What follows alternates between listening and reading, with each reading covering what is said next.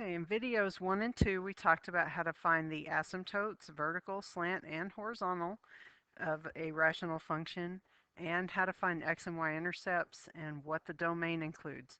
So in this third video, we are going to figure out how to find out if there are any holes in the graph of a rational function. Be sure that you write the essential question and set your paper up in Cornell format for questions and summaries. Okay, so a hole, another name for a hole, is a removable discontinuity. Okay, removable discontinuity. Remember, vertical asymptotes were non-removable discontinuities. So a hole is a break in the graph that can be removed to make the function look like it doesn't have a break. Okay? Whenever the numerator and denominator of a rational function contain a common factor, a hole will appear in the graph. And it's going to look, on the calculator, it looks like there's just a little pixel missing. And when you're sketching it, you actually have to show a little break. Okay, so in this function f of x, the x plus 3 is a factor in the numerator and the denominator, which means that we could cancel that out, and that creates a hole in the graph because I can remove that factor of x plus 3. Okay, so how do we find the coordinates of the hole? First, we're going to set whatever factor we're removing equal to 0 and find what the x-coordinate would be for the hole. And then we're going to substitute into the leftover or reduced equation to find out what the y-coordinate would be. So this is the same f of x we had on the previous screen, and we said that we could remove the x plus 3's because there's one in the numerator and the denominator. So to find the hole, I'm going to first take that x plus 3 factor and set it equal to 0. Okay, so x would equal -3. That's the x-coordinate of the hole. There is a hole in the graph when x is -3. Now, this number is not included in the domain of the function because if I put in a -3 to my original function, it gives me a 0 in the denominator. So holes and vertical asymptotes will restrict your domain. Okay. Now, to find the y-coordinate, we're going to look at the equation that's left. So the leftover equation, or the reduced equation, is just the x minus 5 over x plus 1. I'm going to substitute that -3 into my function. So I would have -3 minus 5 over -3 plus 1. It gives me -8 over -2, which equals 4. So the hole in this graph would be at the point -3, 4. So on my graph, I would have to draw a little open circle on that point to show that it's not actually a part of the graph. Okay, so here's another example. Before we can find the coordinates of the holes for this function, we are going to have to factor. The first one was already factored for us. This time we need to factor for ourselves. Okay, so the first thing we're going to do is take the numerator and break it down. The denominator is just an x minus 2, so it's already factored for us. On the top, x times x will give us x squared. Now I want numbers that multiply to equal -10, but when I add them, I get -3 or +3. So to get the 10, I'm going to use a 5 and a 2. And if I want it to add up to +3, it's got to be +5 and -2. Okay, so we do have a factor that can be removed. There is a removable discontinuity or a hole because I can cancel the x minus 2's. Okay, so I would then say x minus 2 equals 0. So my hole is going to occur at x equals 2. And my reduced equation now, or my leftover equation, is just y equals x plus 5. So I'm going to substitute the 2 in for x, and I'm going to get y equals 7. Okay, so my hole would be at the point 2, 7. Okay, so again, to find the holes, you're going to factor and see if any factors cancel. Those factors that cancel out or can be removed are where your holes will occur. When you are finding the y-coordinates, always make sure to plug it into the reduced equation. If you go to the original, it's going to give you a 0 in the denominator, so you have to use the reduced version. Okay, I'd like you to pause the video and then find the coordinates of the holes for this function. So pause the video and start it back up when you think you have the answer. Okay, first thing we want to do is factor the numerator and denominator this time. So x squared would be x times x. I need to multiply to equal negative 12 and add to get negative 1. So to multiply to get 12, I can use 4 and 3, and it's going to have to be minus 4 plus 3 to add up to negative 1. In the denominator, this one's a little more complicated because we have that first coefficient. To get 2x squared, I have to do 2x times x. Okay, now when I FOIL in and out, I'm going to have to check the inside and outside on this one. I have to multiply these two numbers in the back to get negative 4, and when I do the outer and inner, I need a negative 7. Okay, so 4 could either be 4 and 1 or 2 times 2. I'm going to use a 1 here and a 4 here. If I put a 2 in this position or a 4 in this position, there would be a common factor, and since I don't have a common factor in the original, then that's probably not going to be the correct solution.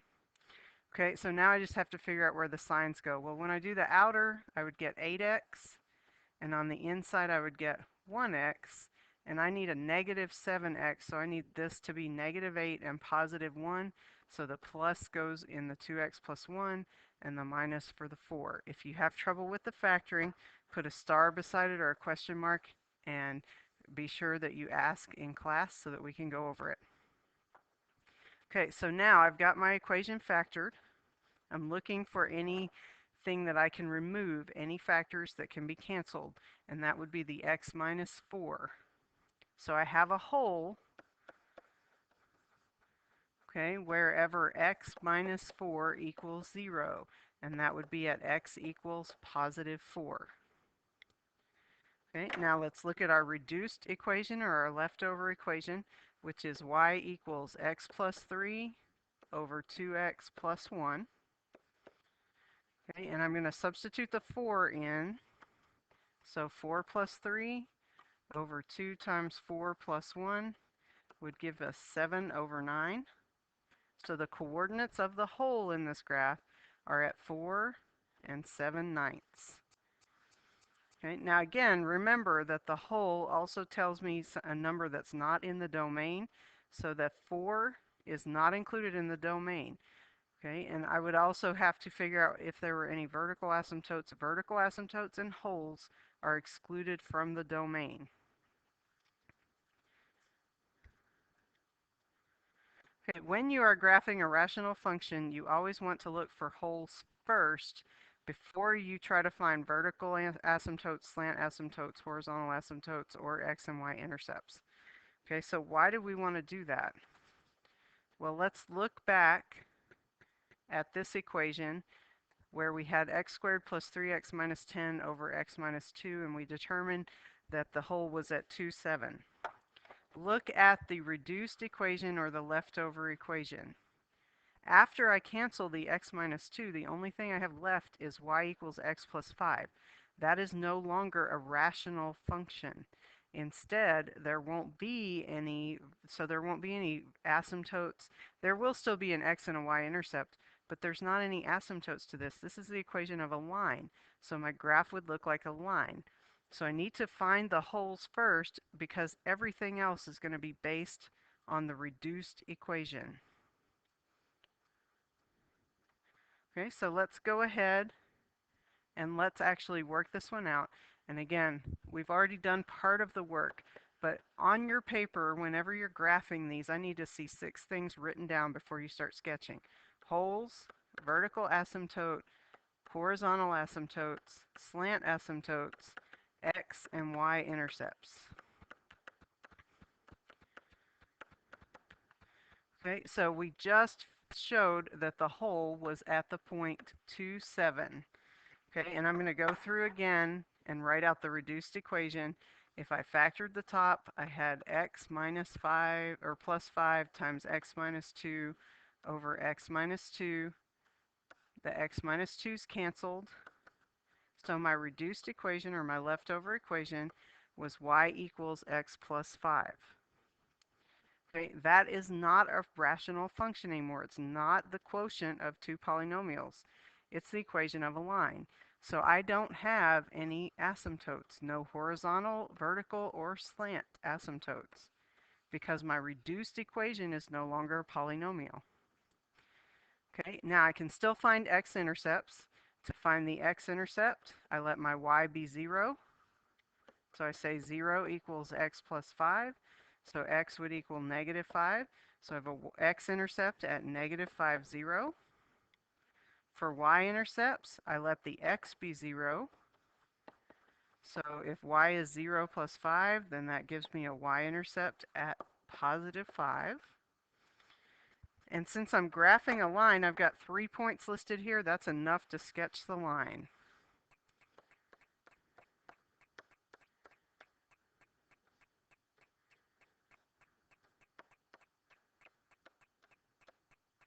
Okay, so I'm going to graph the point, the x and y intercepts. So negative 5, 0, 0, 5. Okay. And then at 2, 7, I have a hole. So I'm going to come up to the point 2, 7, and I'm going to draw an open circle to show that that is a hole in the graph, or a discontinuity. And then this is a line, so I'm just going to draw the line, and the line does continue on the other side of the hole. Okay, but this equation looks like a line that's missing one little spot. Okay. In your domain, since there was a hole at the point 27, the domain would be all real numbers except x can't equal 2. Because if I put in a 2 to the original function, then I get a 0 in the denominator. Okay, let's try one more. We're going to sketch this. So if you would, pause the video, make your list, and find all holes, asymptotes, and intercepts before you try to sketch, and then we'll go on.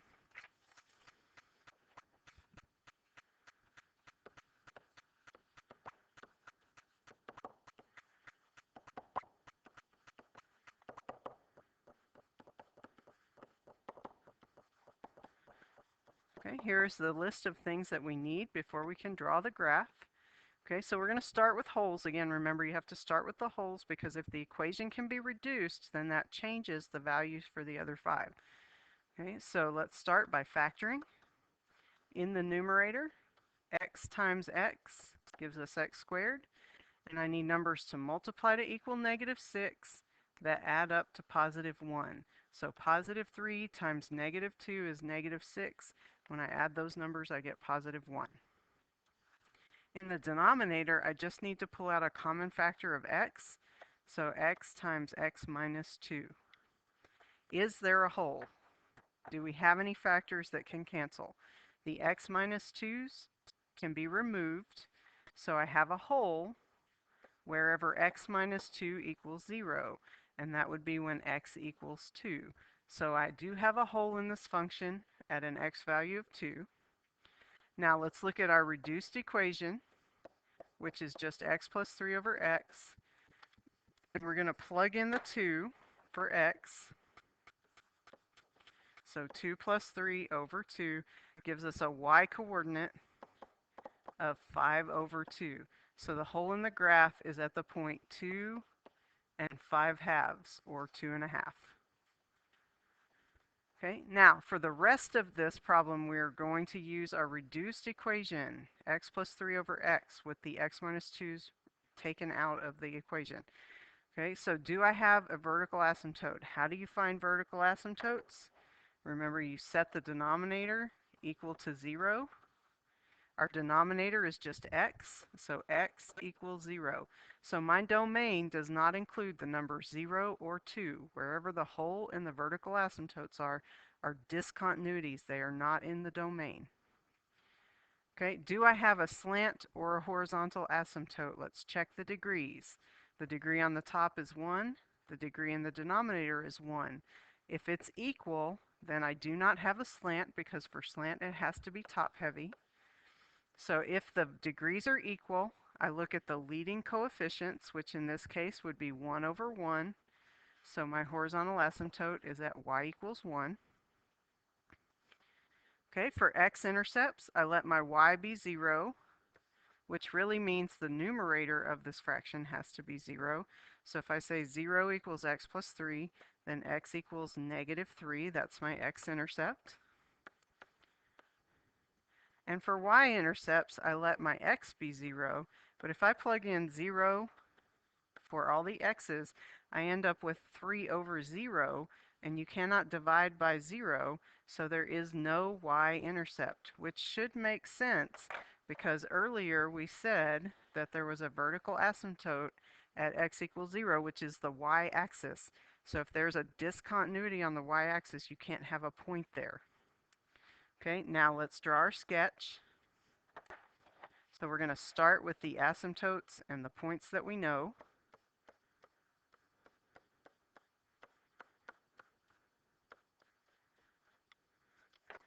Okay, I have a hole at the point 2 and 5/2. So I'm going to go to 2 and 2.5 and put the hole, just an open circle to represent that point. A vertical asymptote at x equals 0, which is the y-axis. So it's hard to see, but we're going to put a dotted line on the y-axis. A horizontal asymptote at y equals 1. Okay, and an x-intercept at -3, 0. Now remember, you have to have something on the left side of the vertical asymptote and the right side. And we've got 1 point on each side. The graph is going to follow the asymptote, so you actually have enough to sketch. And just sketch in your graph. Don't go through the hole, but make it connect. And follow the asymptotes. So here is your sketch.